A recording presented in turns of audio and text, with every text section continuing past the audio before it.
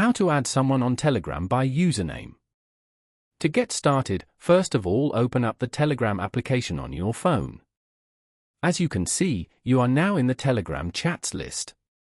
Here, you can view all your chats on Telegram. On this page, go to the top and tap on Search. In the search bar, type in the username of the person you are looking for.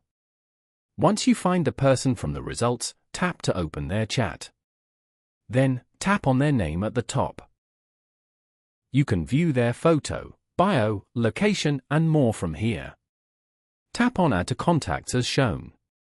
Edit the new contact details and tap on Done at the top right corner. This person is now in your contacts.